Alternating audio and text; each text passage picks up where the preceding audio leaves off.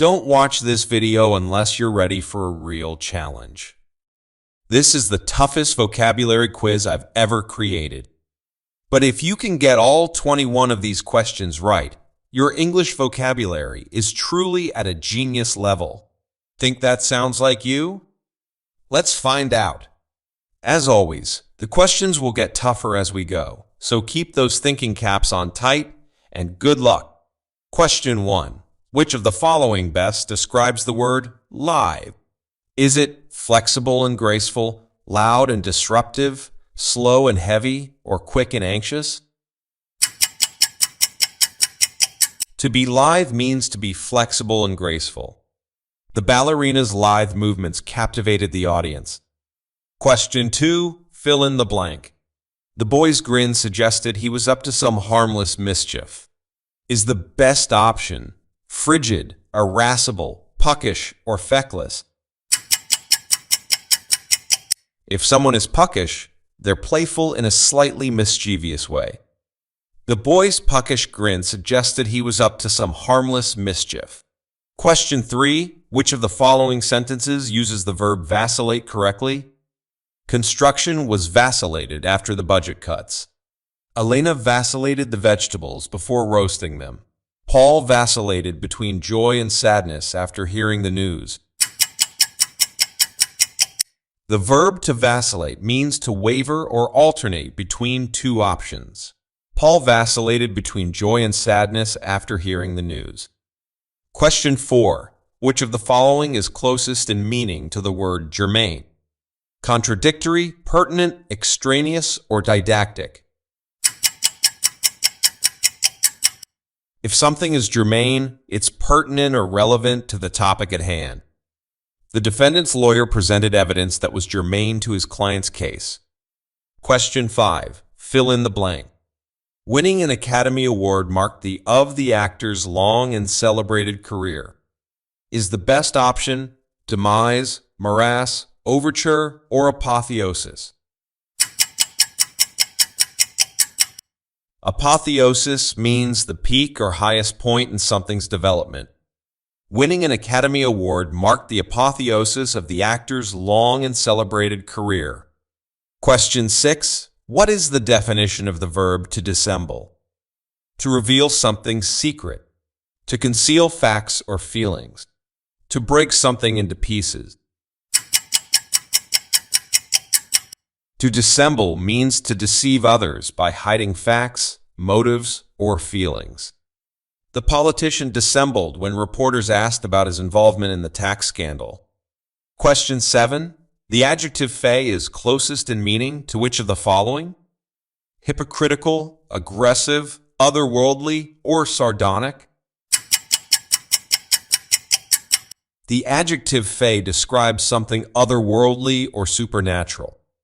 The book was filled with vivid descriptions of elves, goblins, and other fey creatures. Round 1 is done. Great job so far. Alright, ready for round 2? Things are about to get a little tougher. Question 8. Fill in the blank. Ella looked back fondly on the days of her carefree childhood. Is the best option harrowing, halcyon, or halcyon? The adjective halcyon refers to a period of great happiness or stability. Ella looked back fondly on the halcyon days of her carefree childhood. Question 9. Which of the following best describes the word meretricious? Flashy but without value, austere but without character, or pretentious but without malice? If something is meretricious, it's flashy or appealing at first glance, but lacks genuine value. The antique vase looked impressive from a distance, but up close it was clearly a meretricious replica. Question 10. If someone is hirsute, they are which of the following? Hopeful, hairy, hapless, or haughty? Simply put, hirsute means hairy. Jack wore a hirsute mask as part of his werewolf costume. Question 11. What is an exegesis? A fictionalized version of history. A large-scale migration. A critical analysis of a text. An exegesis is a critical interpretation of a text, especially a religious one. The professor's exegesis of the ancient scripture was highly regarded by his peers. Question 12. Which of the following is closest in meaning to the word elan? Gusto, apathy, tenderness, or spite? To do something with elan is to do it with gusto, style, or enthusiasm. The performer danced with such elan that the audience gave her a standing ovation. Question 13. Which sentence uses the word histrionic effectively? The president's histrionic speech was praised for its calm and collected logic. Greg made a histrionic scene at the restaurant and even screamed at a waiter. When we visited the city's histrionic old quarter, it felt like stepping back in time. The adjective histrionic describes behavior that's overly dramatic or emotional. Greg made a histrionic scene at the restaurant and even screamed at a waiter. Question 14. Which of the following describes the word sartorial? Related to horses, clouds, time, or clothing? The adjective sartorial refers to matters of clothing or fashion.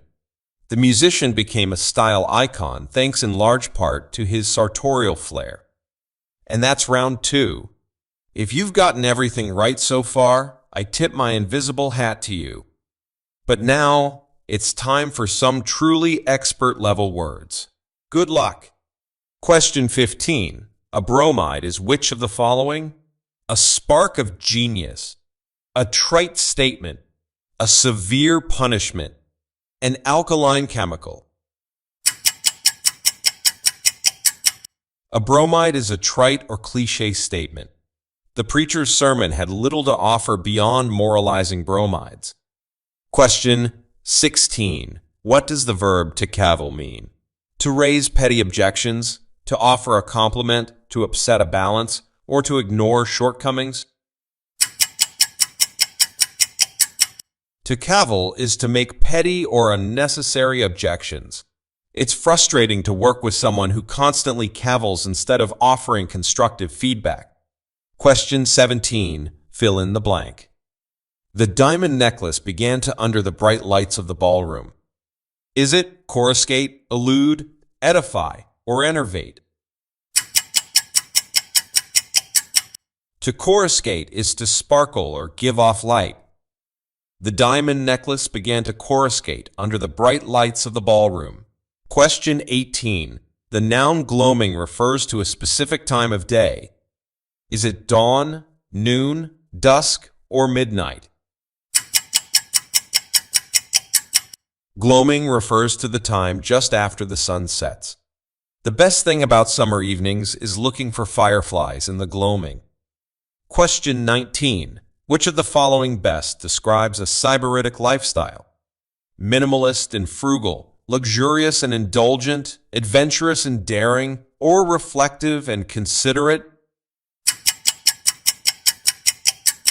To be sybaritic is to be fond of luxury and pleasure. The billionaire's sybaritic tastes extended to private yachts, fine wines, and expensive art.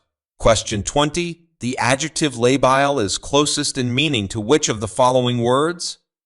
Diaphanous, stolid, inchoate, or volatile? If something is labial, it's volatile or apt to change suddenly. The patient's moods were labile and could swing from contentment to despair in a matter of moments. And finally, question 21. Which of the following sentences uses the word fainéant appropriately? The fainéant student worked every evening to pay for her college education. The fainéant employee avoided his office duties whenever possible. The fainéant boy could hardly contain his excitement when he saw the new toy. If someone is fainéant, they are idle or lazy. The fainéant employee avoided his office duties whenever possible. That's it, folks, you finished the quiz. Congratulations! Did you know all 21 of this week's words? If so, wow, You are truly an English vocabulary genius. Fantastic work, and no matter what your score, kudos to you for taking on the challenge. Let me know when you're ready for the next section.